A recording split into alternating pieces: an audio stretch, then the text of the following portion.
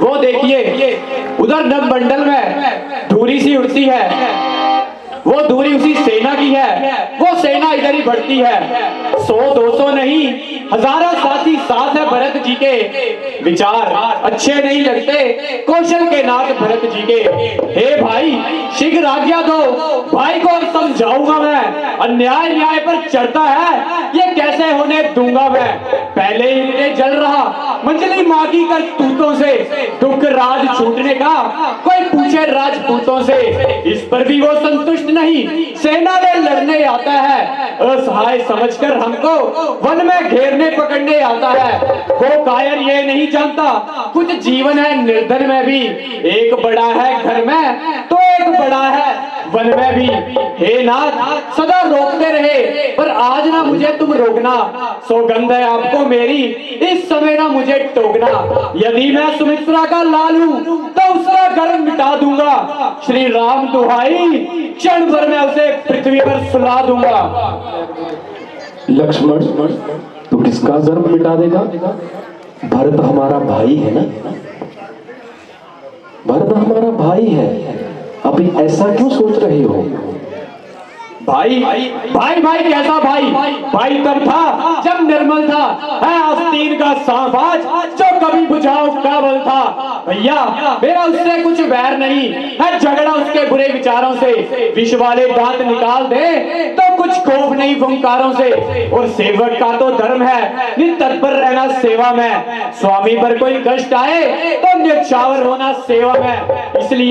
इसलिए हाथ में धनवा है, धनवा पर बाण चढ़ रहा है। शत्रु समझ जाओ रण में, लक्ष्मण का क्रोध बढ़ रहा है। चाहे ये पृथ्वी खंड खंड हो जाए और चाहे विंध्याचल तेल तेल, शंकर भी आकर मदद करे तो शंकर की ही साक्षी है। रण में उसको संघारूंगा मैं जो रघुराई का वैरी है।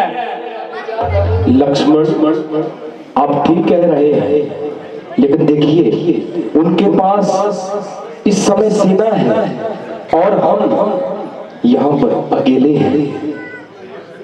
भैया जब तक भरत था धर्मवान, हम ना उसे दबा सकते थे। मैं तो क्या सौ लक्ष्मण भी उसे लड़ने में ना हरा सकते थे। लेकिन आज वो धर्मी है, उसका दल भी अधर्म का है। इसलिए धर्म का एक बाण उन सबका वध कर सकता है। बस हो गया समाधान, आज्ञा दीजिए नाथ अब दिल मचलता है। अपमानित क्षत्रिय का लहू भीतर ही भीतर उबलता है। या तो आज ये बाण शत्रुओं का संहार बाण हो जाएगा, या फिर सेवक का सेवा में प्राण बलिदान हो जाएगा। नहीं लक्ष्मण, शांत हो जाओ, शांत हो जाओ। भैया राम तुम कहाँ हो? ओ भैया रे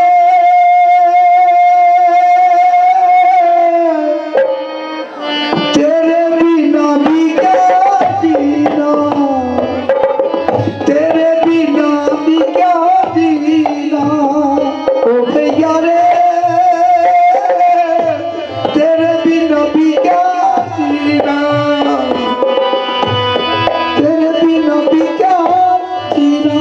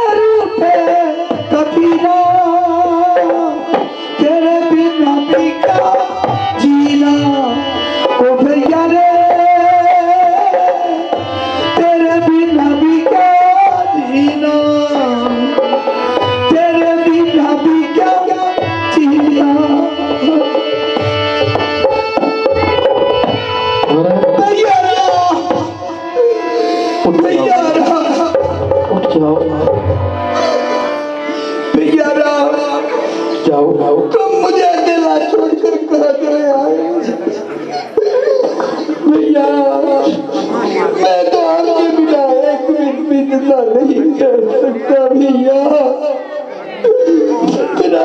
ये क्या मन में ठान लिया भैया। शांत हो जाओ।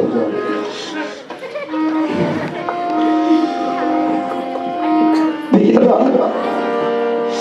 आपको ये कैसे मैं आपको प्रणाम करता हूँ कि मन के ऐसे विचार हैं। आप मुझे अकेला छोड़कर चले आए। माता जी, मैं आपको प्रणाम करता हूँ।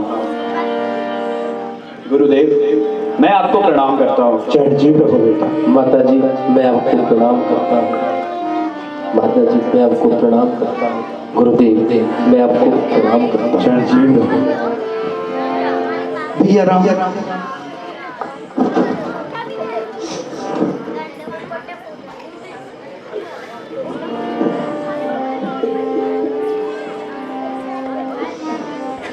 भैया राम आपको तलाशते यहाँ तक पहुंचा। गुरु जी साथ में है, माताएं साथ में हैं, लेकिन भैया मुझे तो कुछ इस बात का मालूम नहीं।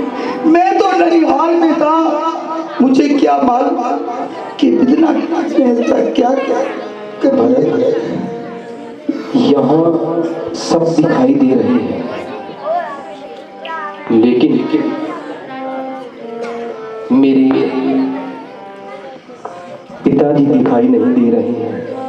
पिताजी कहाँ हैं? भैया क्या कहूँ, कैसे कहूँ, लेकिन कहना ही पड़ेगा। भैया मैं उधर ननिहाल में था तो भैया, और आप बन के लिए आए और पीछे से पिताजी ने भी प्राण त्याग दिए। पिताजी ये क्या भैया समझिए भैया।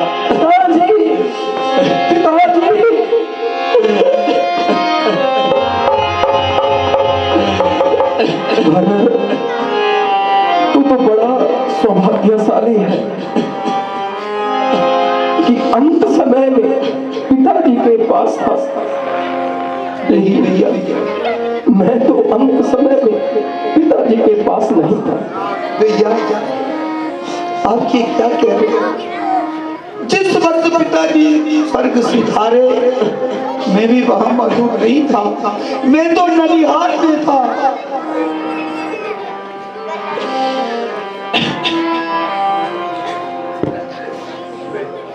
लेकिन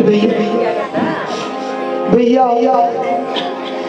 ये जो वन में रहना है, आप इस वचन को वापस लीजिए और मेरे साथ अयोध्या चलिए।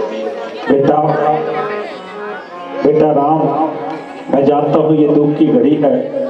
भरत आपसे जो बात करने वाला है उसे मैं समझ लूंगा, लेकिन पहला जो आपका कर्तव्य है वो पहले आपसे वही करवाता हूँ।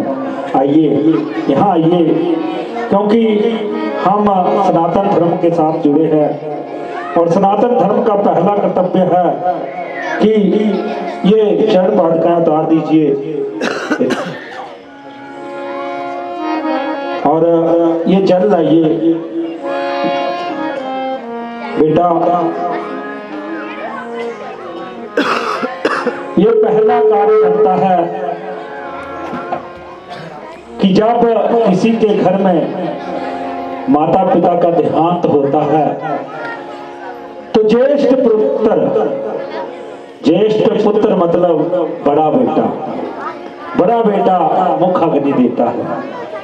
किसी कारणवश बड़ा बेटा ना हो तो दूसरा बेटा ये कार्य करता है, लेकिन शास्त्रों में लिखा है कि जो पुण्य अग्नि है